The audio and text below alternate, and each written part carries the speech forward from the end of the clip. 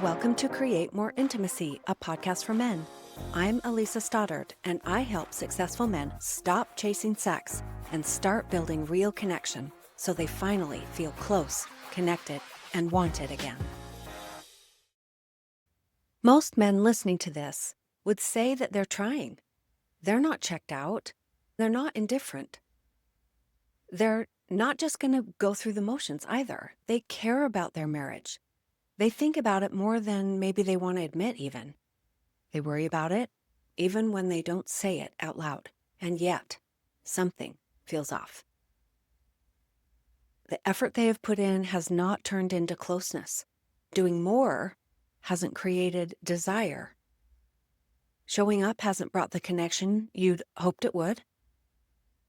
If that's you, I want to offer something today that might feel uncomfortable at first, but also clarifying. What if your marriage has slowly become the place that you try to feel okay? Now, don't hear this as being selfish. I'm talking about this in a human way. Many men are not actually relating to their wives. They're relating to how their wives make them feel about themselves. I want to be clear, this does not make you manipulative, and you're not broken by doing this. It makes you someone who learned early on to manage your sense of worth through performance and approval or getting things right. These are the people that push themselves at school, at work, in their hobbies.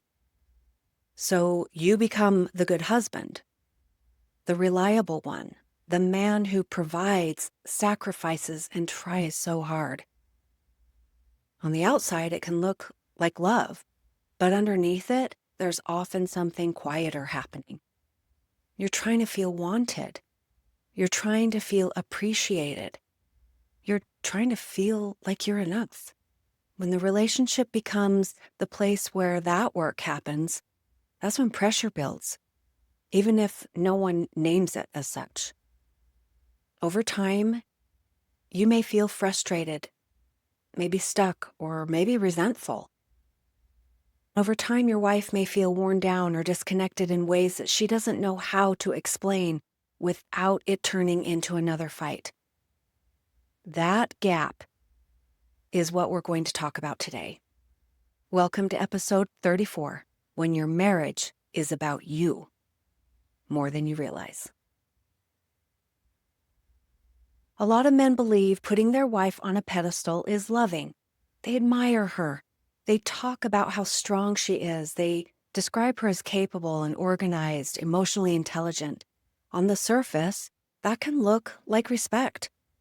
But pedestalizing often serves another purpose.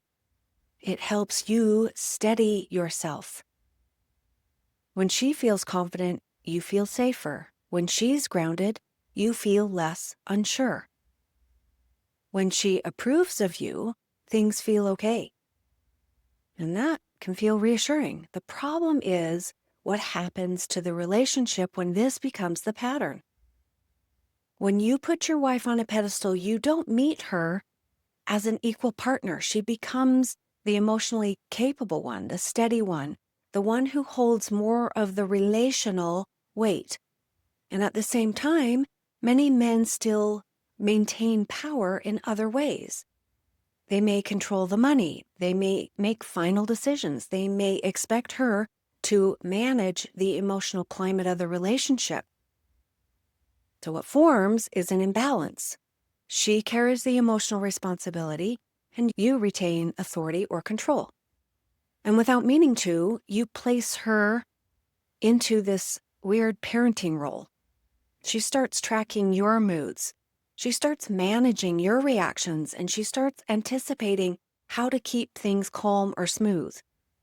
This matters because women do not want to have sex with someone they feel responsible for, someone they are managing.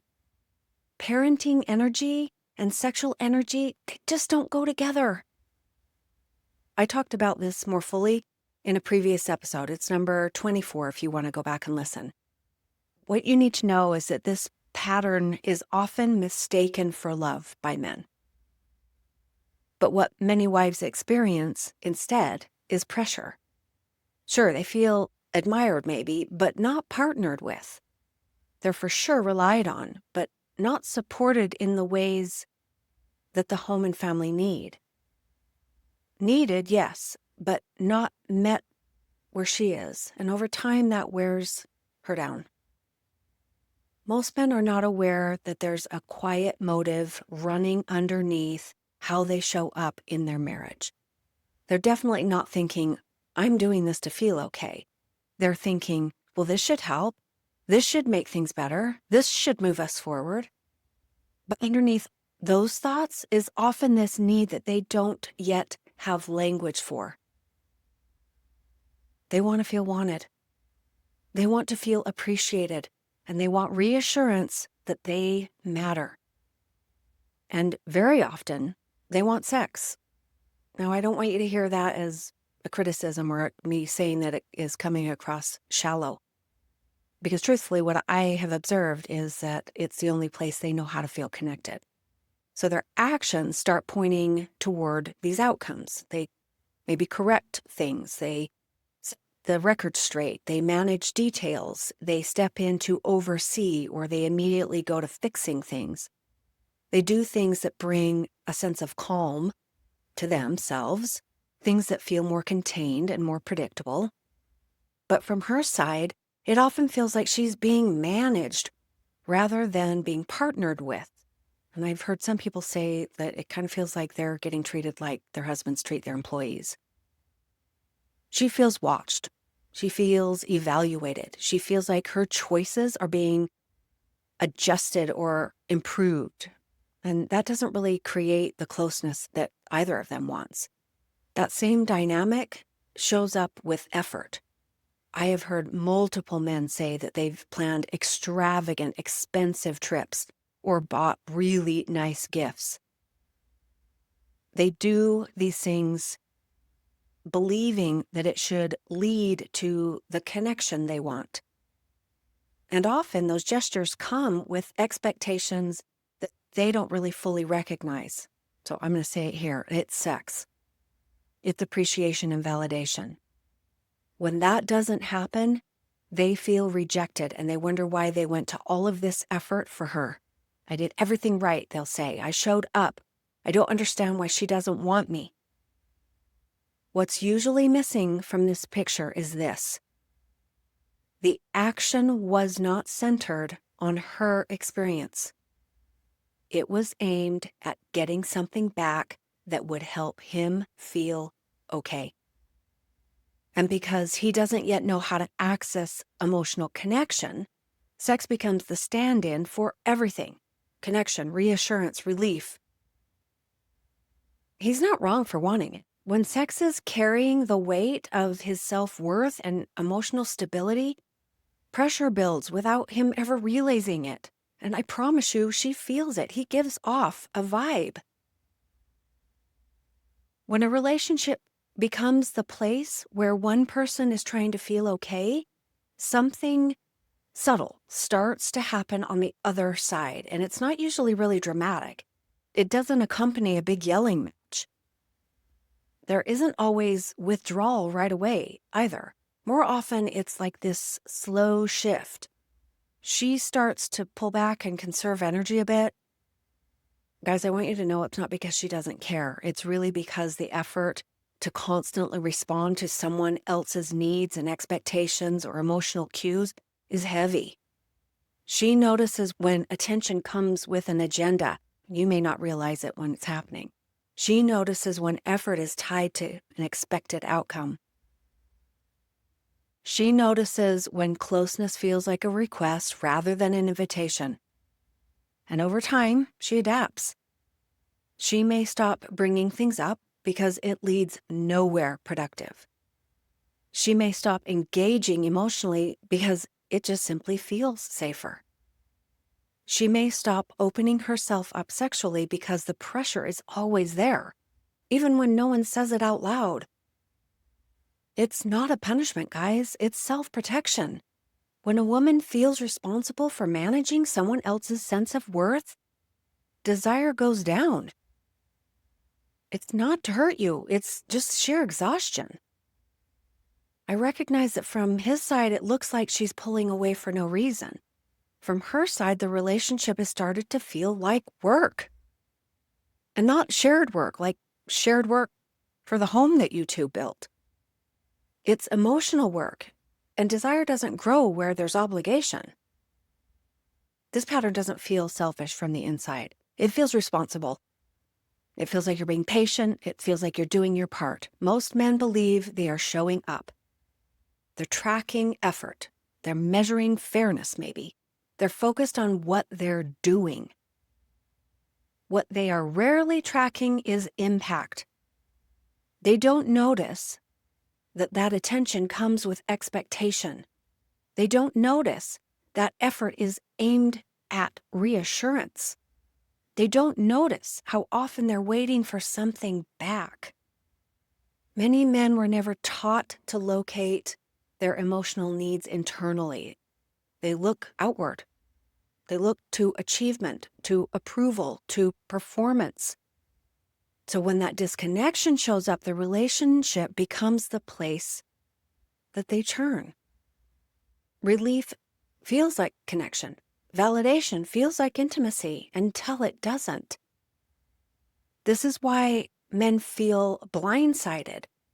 From their perspective, nothing changed. From her perspective, she's been adapting for years. When a man stops asking the relationship to regulate him, the shift is subtle. It's not dramatic. It's not an instant turnaround either. This is hard work. What changes is how he shows up. He listens without translating everything into what it means about him. He acts without needing immediate reassurance. He engages without expecting something back. And to her, this makes his presence feel a lot steadier. The pressure lifts. She feels less responsible for his emotional state. She feels more room to be herself. She feels less managed or evaluated. That doesn't actually automatically restore intimacy, but it removes what blocks it. The connection doesn't grow because you want it more. It grows when the relationship no longer carries the weight of keeping you okay. Many men struggle in their marriage, and it isn't because they don't care.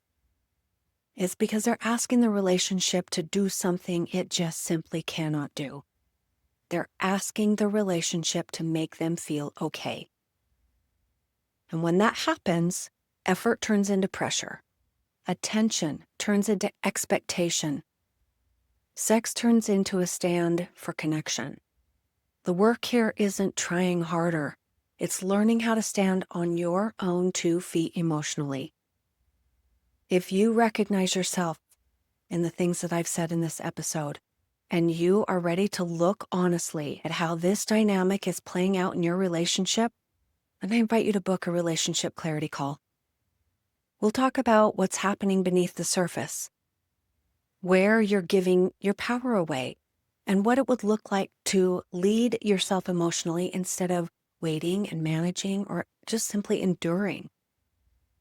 You don't have to keep repeating these familiar patterns. Real intimacy starts with self-leadership. That's what I've got for you today. Thanks for listening. See you next time. Thanks for being here. If something in this episode hit home, don't forget to subscribe and leave a review. It helps more men find the support they need. And if you are ready to get help or take the next step, you'll find the link to book a free call in the show notes. I'll see you next time.